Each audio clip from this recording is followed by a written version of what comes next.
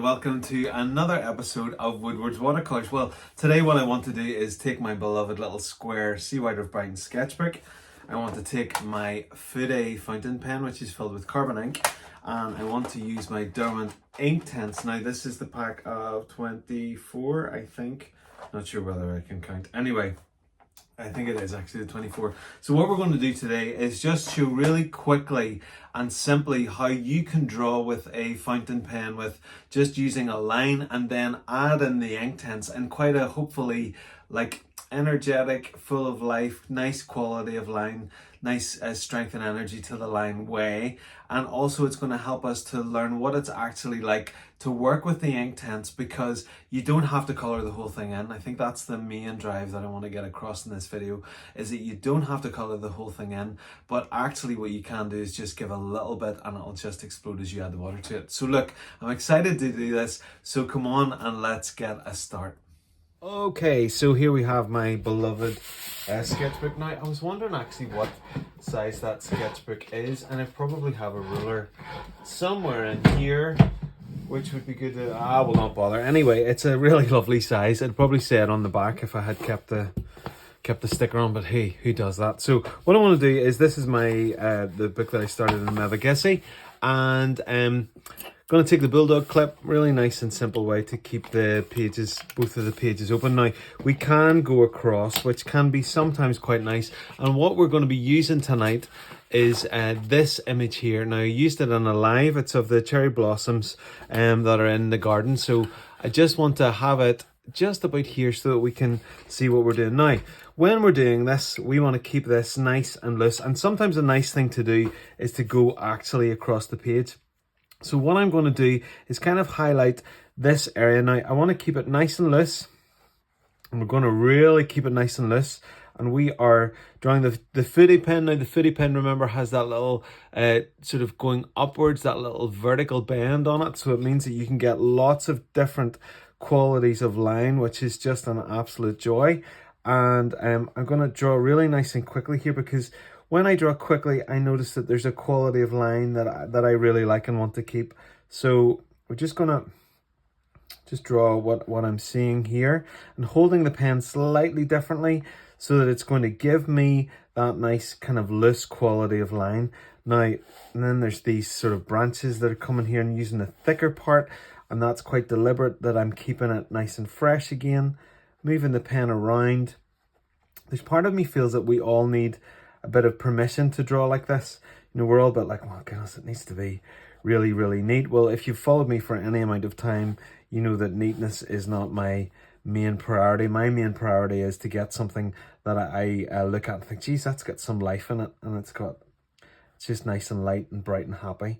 And I find that probably my mentor that I've never met in terms of line work would be Mr. Sir Quentin Blake. I think he actually is a sir. Because of his work to illustration. He's just an absolute legend. And we're sort of piecing these darker bits together here, and I'm getting a couple of these big bits down here. Then we're going to move across the page. Now what I'm going to do when you're drawing across a page, what it's quite helpful to do, now it's obviously difficult to draw across the side of a book binding like that, but what you do is you just you just sort of keep going.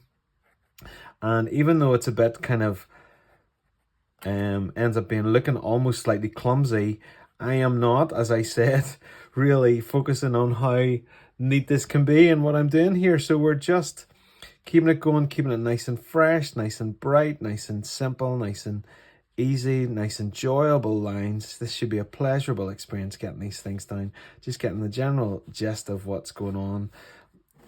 Some more lines down here, and then what seems to connect them together then are these, well, obviously in the actual real life it's the branches, so just want to give a little bit of that. There's definitely lots of abstraction going on in this drawing by me, and also this is not my first time drawing this, so I have tackled this before, and that's another thing that I would really encourage you to do, is tackle things several times. Just because you've done it once doesn't mean that you can't go back and try it again, you know. Okay, and it is actually lovely drawn across the spread of the page. There's something incredibly liberating about that. Okay, that's all of the line work that I am going to do. Now, I did tell you that today would be quick, so we are going to keep this quick. Now, what I want to do is I think I want to get in a little bit of, do I want the orange? I think I will actually have the orange. Now, from experience, the fuchsia was good, but the Shiraz maybe was even better. I think what we'll go with is let's go with the Shiraz, okay? And we've got, so I'll give you the numbers in a wee second. I'm all excited about doing this, you know. So Baked Earth was good, but do we want, I think actually what we'll go for is, let's have a look at this one, the Willow and maybe the Ink Black. Okay, so let me call out the numbers on this, a bit like doing bingo. So Willow is 1900. Oh, I got picked out the Ink Black instead of the bark. Easily done. They look very similar. The bark is 2000. I'm going to start to end up knowing these numbers. Shiraz is 0600.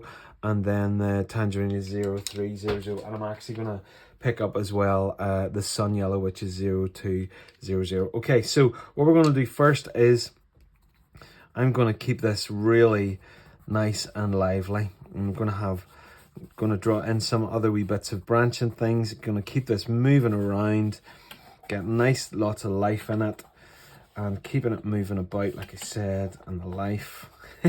Keep saying the life and moving it around. Do you remember there was an episode of Friends where I think it was Joey was marrying Monica and Chandler, and it was the giving and the receiving and the giving. So these dark lines here, I'm just going to track these lines, maybe make them a little bit stronger with the bark. And so, let's see. Just draw that down in there to make that just a bit thicker. Okay, so note that I am not colouring in. I am simply just doing a little bit of line work now. This is what we're going to do with the fuchsia, or with the Shiraz. We're going to just notice some of these areas that are a little bit darker than others of the red and where it is. I'm keeping it nice and fluid again.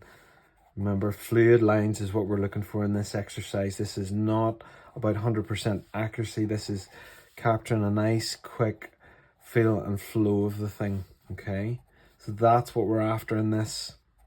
Not accuracy, representation, and not accuracy in this, okay? So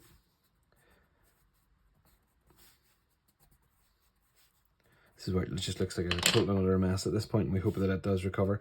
Now, I am a little reluctant actually to use the tangerine, so I'm going to set the tangerine back, but what I am going to do is just add in just little moments of the yellow, and we're going to play about and see if this is going to actually work together. So this is a bit of an experiment for me to see what happens here, and we will see where we go. Now, what we're going to do is get our little Saucestone green brush, and we're going to start to go to town. Let's move the, yes, that is exactly what I was looking for. So just gentle indication that actually these are petals and they've got colour. Isn't that insane? Just how it just explodes. I mean, it never gets old for me with the Inktense and just how they work. And I'm thinking as well, probably what would be nice. And you look at how you can lift and just drop it over. So can you see how unimportant it is that you colour the whole thing in? You have no need to cut, and there's other branches, or you know, flowers and blossoms and things happening there. And I am determined to keep the energy of the line in this. Just keep this moving. We are going for the impression of this, okay? So can you see how those two colours are really working quite nicely together as well? Really pleased with how that yellow and the Shiraz are working now. This is where you will see the explosion of the colour with the line work. You know, it's just,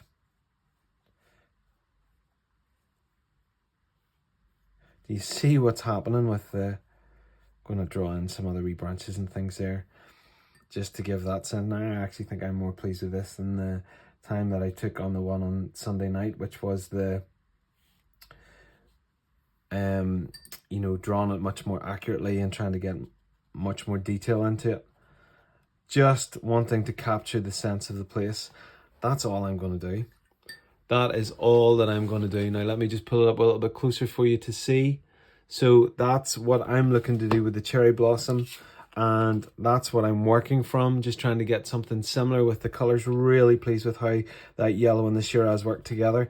And the thing about this is, please notice that I made some very, very simple marks there, and look how you can just pull that right across. Look how you can just touch it here and then be able to splatter and splash it all the way there. And there's one thing that I had forgotten, and maybe the most important thing, is to always sign, because you got to be proud of what you do. So that's the cherry blossoms in ink and Derwent pencil, and hopefully showing you how simply you can do it so very quickly. Well, wasn't that quick fire? We drew it quickly, we drew it across the middle of the sketchbook quickly, we added the pencil, the Inktense pencil quickly, and then we added the water to the Inktense pencil really quickly as well. And what I wanted to capture was the speed of it and life in it, and also that you don't have to be precious about it, but the main drive, the main heart behind this video is that can you see how little Inktense you need to be able to bring that colour from where you've applied the pencil marks to where it can actually be in the painting or the illustration, whatever you want to call it, it is that you're making.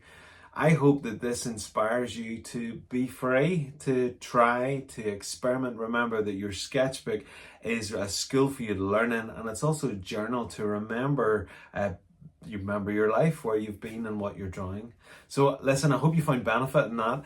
Please do like and subscribe, hit the little bell icon, you'll be notified of videos. Also, please comment. I love reading your comments, love interacting with you. Thank you for those of you who have become channel members. It's just a means of supporting me further with the channel, which I really appreciate.